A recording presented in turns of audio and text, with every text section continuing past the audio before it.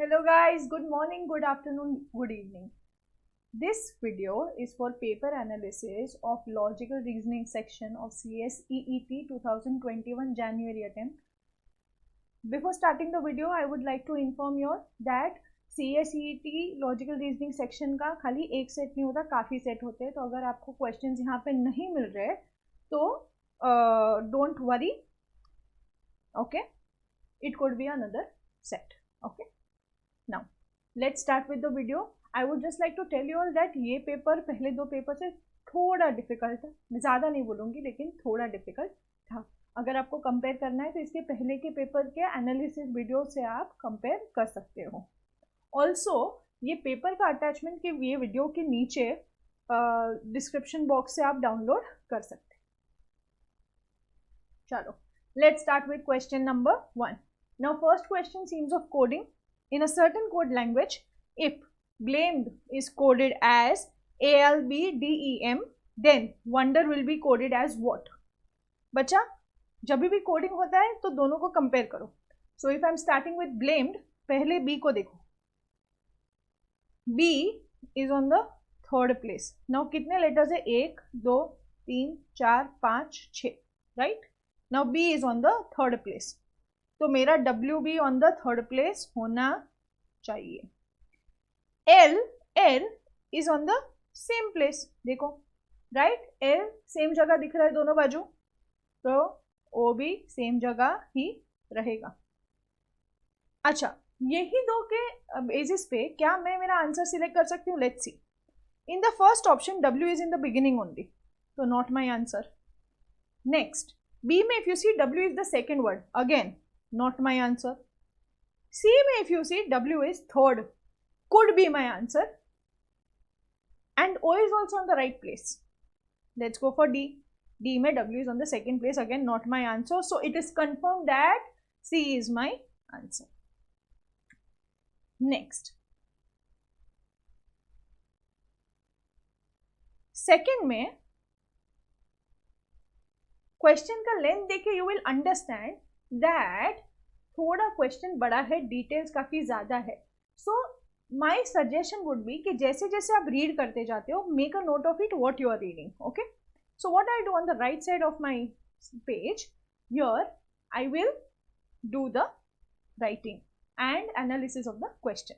Now 5 friends, PQRST, PQRST, study 5 different subjects. Keyword here being different subjects, मतलब हर एक जन अलग अलग सब्जेक्ट पढ़ता है. Now, English, History, Sociology, Geography and Biology, not necessarily in the same order. मतलब क्या P English ही पढ़ता रहेगा? We don't know because not necessarily in the same order. Okay? Let's see. उन्होंने फर्दर इंफॉर्मेशन दिया है. ऐसे क्वेश्चन में अपना नीचे मेन क्वेश्चन पहले पढ़ लो. क्या बोला है? What subject does R study? मेरे को मेन ढूंढना है R का सब्जेक्ट. ओके, तो जैसे मुझे R का सब्जेक्ट मिल जाएगा, I will stop solving the question. Let's see. Q does not study sociology और बायोलॉजी. वो सोशियोलॉजी और बायोलॉजी नहीं पढ़ता, सोशियोलॉजी बायोलॉजी नहीं पढ़ता, तो फिर क्या पढ़ेगा वो? English, history, geography. इंग्लिश या हिस्ट्री या ज्योग्राफी. रिमेंबर, सब लोग अलग अलग सब्जेक्ट पढ़ रहे, ओके, एंड एक ही सब्जेक्ट पढ़ रहे, तो ये तीनों में से कोई भी एक क्यू पढ़ सकता है. आर स्टडीज इधर इंग्लिश और सोशियोलॉजी, इंग्लिश पढ़ता रहेगा या sociology, we are still not sure कौन सा, तो will still proceed with the question. History is studied by one among P और T, या P पढ़ता रहेगा या T पढ़ता रहेगा. S स्टडीज इधर इंग्लिश और sociology. Neither of P R T study English. P R T में से कोई भी इंग्लिश नहीं पढ़ता. क्या P में हमने इंग्लिश लिखा है? नहीं. R में इंग्लिश लिखा है? यस. और T में लिखा है? नहीं. अच्छा, अगर P R T इंग्लिश नहीं पढ़ रहे तो फिर R क्या पढ़ रहा है? सोशियोलॉजी. तो मैं आगे पढ़ना ही छोड़ दूंगी, मैं मेरा आंसर मार्क कर दूंगी सी, राइट। चलो next, which of the following pair of numbers when added gives the number. अच्छा यहाँ पे ना बच्चा लो, there is a printing error, double type हो गया, ये when added gives a number double type हो गया, ओके कैंसिल कर दो उसको। Okay, gives a number that has all digits different, मतलब ये पेयर्स को ऐड करने के बाद जो भी नंबर हमको मिलता है, से हमको मिला 987, तो 987 अलग अलग है, राइट, 987 अलग अलग है। तो वैसे कौन सा ऐसा पेयरिंग है जिसका सब digit after adding is different? Let's see. First number 469 plus 830, quickly do it. 9 plus 0 9, 6 plus 3 9। बच्चा लोग इधर ही मेरा आंसर सेम आ गया, move forward, I will not do it ऐसा कंप्लीटली। अपन मैच का सम करने नहीं बैठे हैं, हम अपना खाली देखने बैठे हैं कि ऐड करने के बाद सब डिजिट अलग आ रहे हैं कि नहीं। नेक्स्ट बी देखो, एंड में 6, 2 plus 5 7, 3 plus 5 8, 876। So can I safely say that मैं आगे का कैलकुलेट नहीं करूंगी तो भी चलेगा, मेरे को आंसर यहां पे मिल गया। My answer is B. Fourth question बच्चा लोग, how many Mondays would fall between 12th August and 10th September? Now दो डेट्स दिया है और उसके बीच में कितने मंडेज आएंगे वो पूछा है। ये कितने मंडेज आएंगे जानने के लिए it becomes very important for me to understand कितने वीक्स आ रहे, कितने वीक्स आ रहे, okay let's see. And it is between, जब भी बिटवीन वर्ड आता है डोंट कैलकुलेट फ्रॉम, मतलब don't include 12th and 10th, start from 13th August and end at 9th September, okay? So if I do 31 days in August minus 12, कितना days हुआ? 9 and 1, 19 days plus 9 days of September, total कितना हुआ? 9 plus 9 18, 28, divide by 7 days a week. How many weeks do I have? 7 4s are 28. If there are 4 weeks, then there has to be 4 Mondays. Okay? Next. Which of the following, fifth question guys, which of the following pairs of dates would fall on the same day of the week? बोला है दो date दिया है, pairs दिया है तुमको, 10th May, 26th May, 12th July, 10th August, 18th November, 16th December, और 4th है 14th March, 14th April. Okay? ये बोला ये पेयर में ऐसा कैसा पेयर है कि समझो 10th मई को अगर मंडे है तो फिर 26 मई को भी मंडे ही होना चाहिए, तो बोलते हैं ऐसा कौन सा पेयर है। ओके, उसके कैलकुलेशन के लिए अगेन तुमको एवरी 7th डे मल्टीपल ढूंढना पड़ेगा कि 10th मई को अगर मंडे है, 10th मई को अगर मंडे है तो उसके बाद का डे भी मंडे का भी आएगा 17th मई। 17th मई के बाद का मंडे कौन सा आएगा? एड 7 डेज गाइस, 24th, तो 26 को मंडे सेम डे नहीं आएगा। This is not my answer. Next 18 नवंबर को इफ आई स्टार्ट, देन 18 नवंबर से अगर सपोज मंडे है तो नेक्स्ट मंडे कभी आएगा? सेम डे कभी आएगा? 18 plus 7 which is 25th। 25th के बाद कभी आएगा वापस? नवंबर में 30 डेज होते हैं, सो सेकेंड के बाद कभी आएगा? 9th के बाद कभी आएगा? 16th December same day. So B is my answer. I need not calculate for C and D if I get my answer. If you are not sure तो वापस एक बार कर लेने का। 6th question, at which of these times both the minute hand and the hour hand are in between 5 and 6? अच्छा 5 and 6 में अगर तुम ऑप्शन देखोगे तो ऑब्वियसली सब टाइम 5:25, 5:30, 5:40, 5 से ही स्टार्ट होना चाहिए for the hour hand to be between 5 and 6. So my all options will be 5, 5th hour. Minutes का मेन कैलकुलेशन है कि देखना है कौन सा मिनट 5 और 6 के बीच में आता है। बच्चा लोग 2nd, 3rd स्टैंडर्ड में आप सीखे हो कि 5 और 6 के बीच में 25 से लेके 30 मिनट्स वाला कुछ भी होता है वो 5 and 6 के बीच में मिनट हैंड होता है, राइट? सो इधर मेरा आंसर क्या होगा? 25 से 30 के बीच में 5:27 है। right? Good.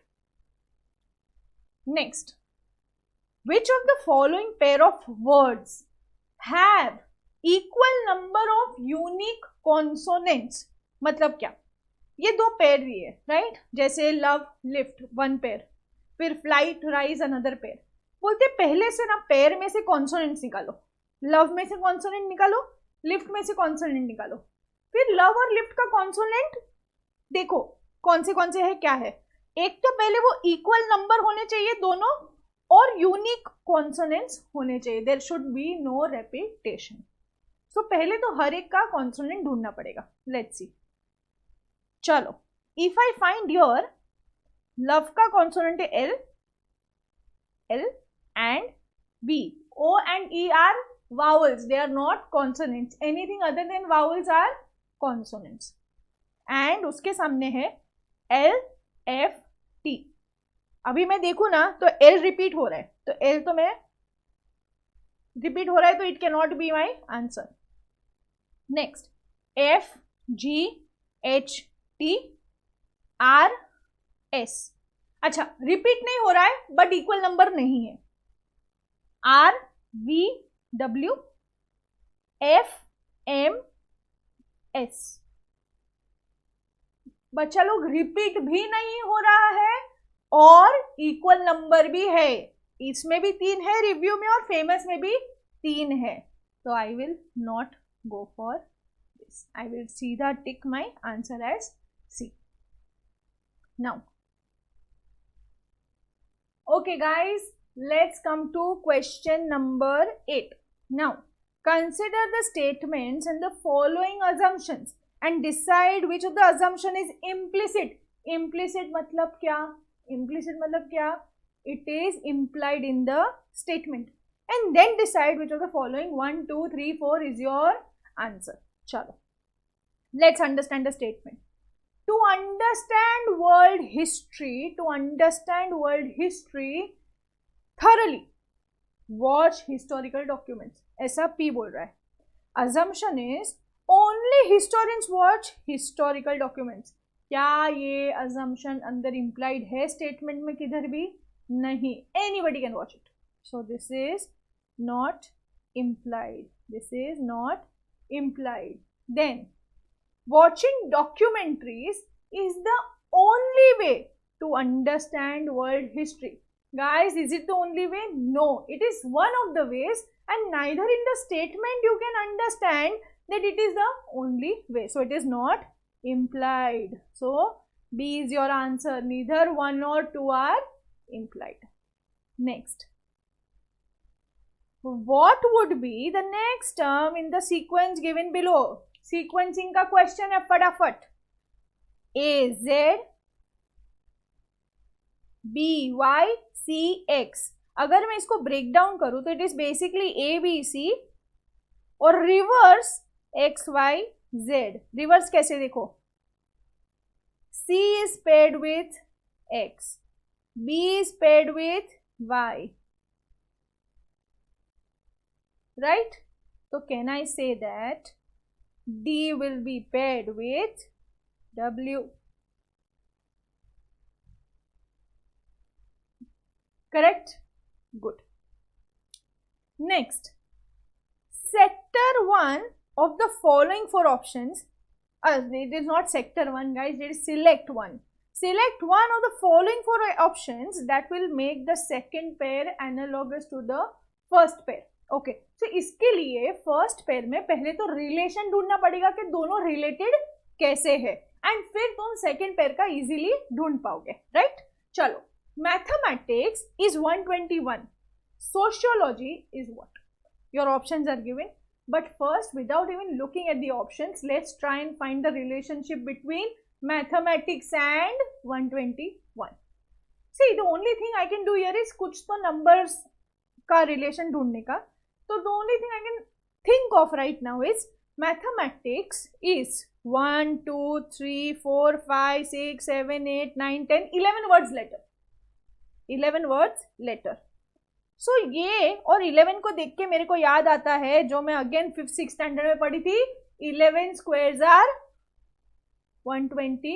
1, 11 square is 121.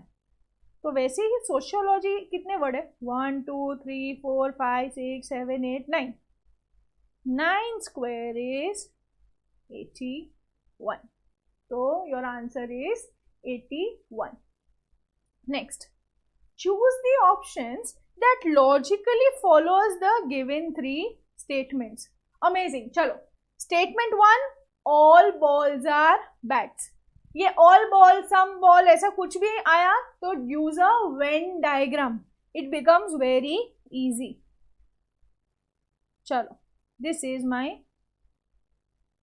one circle, second circle. ओ ये तो सर्कल नहीं बना, डिलीट.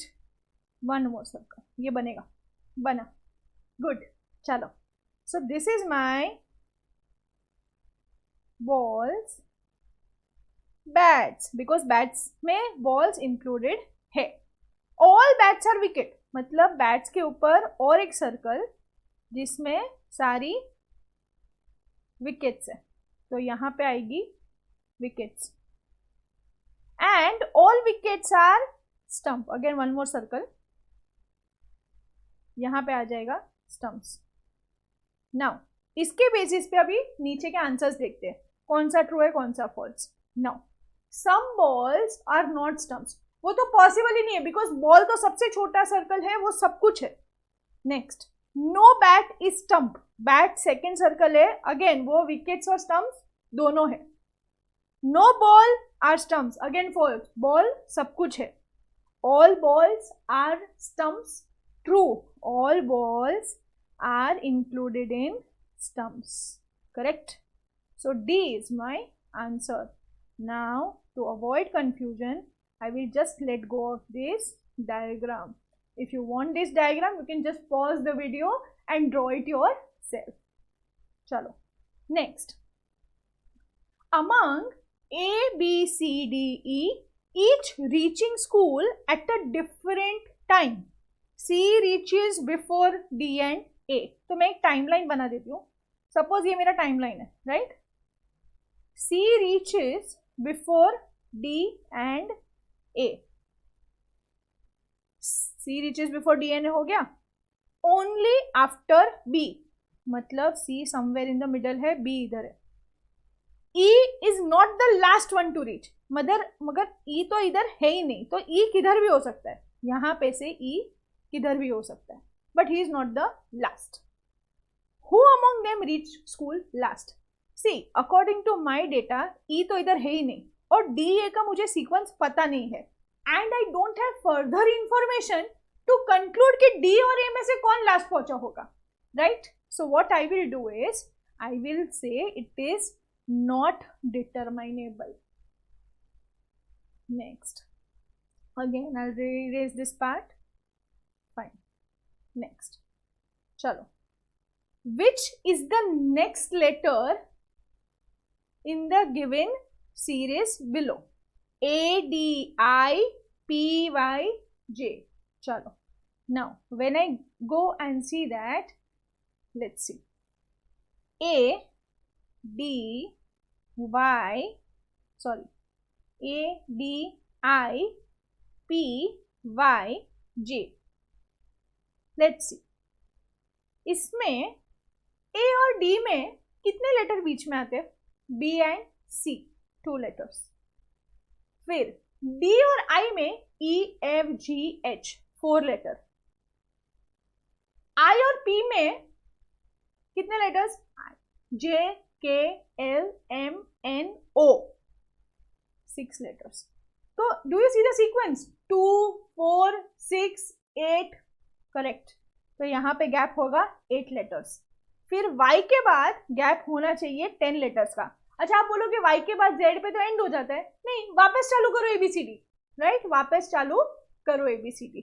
सो Y के बाद Z, A, B, C, D, E, वैसे J तक गिनोगे तो you will come to know कि 10 लेटर्स का गैप है. तो इसके बाद का गैप कितने लेटर्स का होना चाहिए? 12 लेटर्स. तो लेट्स सी. J, फिर K, L, M, N, O, P, Q, R, S, T, U, V. तो फिर next letter W. V is my answer. Okay, very nice. अच्छा, ये वीडियो देखते देखते आपको अचानक ऐसा लगेगा कि मिस आप तो इतना इजीली कर रहे हो क्योंकि आपने तो प्रिपेयर किया हुआ है, हम ये कैसे पेपर में करेंगे?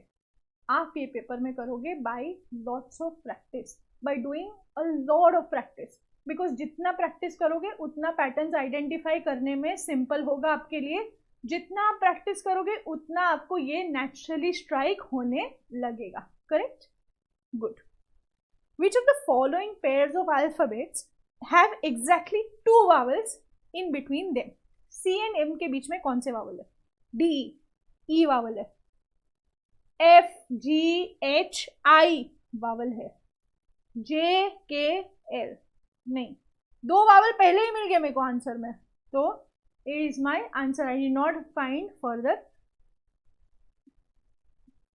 चलो next. Select one of the following four options that will make from the following four options that will make the second pair analogous. Again, analogy का question है, तो ये टाइम analogy का आप देख सकते हो, दो question आए हैं। ओके, चलो। अचीव का उन्होंने कुछ तो अगड़म बगड़म करके लिखा है, अभी आपको ये अगड़म बगड़म में पैटर्न आइडेंटिफाई करना है, तो मैं है ना खाली प्लेसमेंट्स देखती हूँ क्या क्या है। Now I can see A is at the third place, C same place, H first place, तो कैन आई से A एंड C को, सॉरी हाँ, A एंड H को अदला बदली किया हुआ है। फिर I उधर का उधर, E V E अभी तो मेरे को उधर का उधर लग रहा है। ओके, सिमिलरली माउथ को मैं क्या कर सकती हूँ, अगर इसका मैं पैटर्न देखूं तो मुझे बोला गया है कि सेंट्रल वर्ड सेम रहता है। जो I है 7 लेटर्स में से central word is 4th letter, यहाँ पे U सेम जगह रहेगा। अभी U कहाँ पे सेम जगह पे रह रहा है, देखो this option and this option, तो ये तो ऐसे ही चला गया। ओके, नाउ अभी A ऑप्शन में देखो, जैसे A और H अल्टा पल्टी हुआ था वैसे ही O और M भी अल्टा पल्टी हो रहा है। क्या D ऑप्शन में वो हो रहा है? नहीं, तो D वैसे भी ऑप्शन निकल जाता है। Correct? So my answer is A। अभी जैसे ही मैंने A मार्क किया ना, कुछ बच्चे बोलेंगे मिस पीछे का E V E तो सेम है, यहाँ पे H T का T H किया हुआ है, राइट? अल्टा पल्टी किया हुआ है। बच्चा समझो, E V E को भी उल्टा पुल्टा किया तो वो E V E ही रहता है, राइट? वो E V E ही रहता है। गुड, इसीलिए the sequence here they did was, पहले लेटर्स में change, centre letter same, again next letter change. Okay, next. Madhu is the daughter of brother Shyam. Shyam has two sons, Harish and Suresh. What is the relationship between Suresh and Madhu? अच्छा समझो, मधु श्याम के भाई की daughter है, मधु श्याम के भाई की daughter है, राइट? श्याम के बेटे हैं दो, सो कैन आई से मधु एंड श्याम के बेटे कजिन्स होते हैं? यस। अंकल तो श्याम ही होता है, फादर का नाम हमको पता नहीं है, सन तो हो नहीं सकता, तो फिर cousin is the answer. Now in the following question mark 1 2 3 4 is given. Mark whether if the question can be answered with the help of statement 1, statement 2 cannot be answered or could jointly be answered using statement 1 and 2. Now let's say वो बोलते हैं if the question cannot be answered at all, that is the 4th. Now here the question starts, is x divisible by 12? Now कैसे, वो लोग ने दो supporting statement दिया है, क्या ये स्टेटमेंट से तुम आइडेंटिफाई कर सकते हो? That is what you are suppose to answer. x is divisible by 3, बोलते हैं x को 3 से डिवाइड कर सकते हैं। अच्छा, अगर x को 3 से डिवाइड कर सकते हैं तो वो तो 6 को भी कर सकते हैं, वो तो 9 को भी कर सकते हैं, वो 12 को भी कर सकते हैं, वो 15 को भी कर सकते हैं। Not necessarily it will be divisible by 12। x is divisible by 4. Again, if x is divisible by 4, तो x 8 हो सकता है, 12 हो सकता है, 16 हो सकता है, 20 हो सकता है। Again, we cannot conclude कि वो 12 से divisible होगा ही always. But क्या मैं बोल सकती हूँ कि अगर x 3 से डिविजिबल होगा, x 4 से भी डिविजिबल होगा, तो x को 12 से डिविजिबल होना पड़ेगा, बिकॉज एक नंबर पकड़ लो 9 3 से डिविजिबल है, 4 से डिविजिबल नहीं है। 16 4 से डिविजिबल है, 3 से डिविजिबल नहीं है। लेकिन 24 3 से भी डिविजिबल है, 3 8 जार 24, और 4 से भी डिविजिबल है, 4 6 जार 24। तो अगर कोई भी नंबर 3 और 4 दोनों से डिविजिबल है तो ही वो 12 से डिविजिबल हो सकता है। So to answer the question both the statements are necessary. We require help from statement 1 and statement 2. Then your answer becomes 3, which is your C. Okay. I hope you enjoyed the video. Also, I hope it was informative. It was helpful. Please leave your comments below if you need any help. Also, you can visit my previous videos for comparing all the attempts of CSEET Logical Reasoning paper. Thank you so much.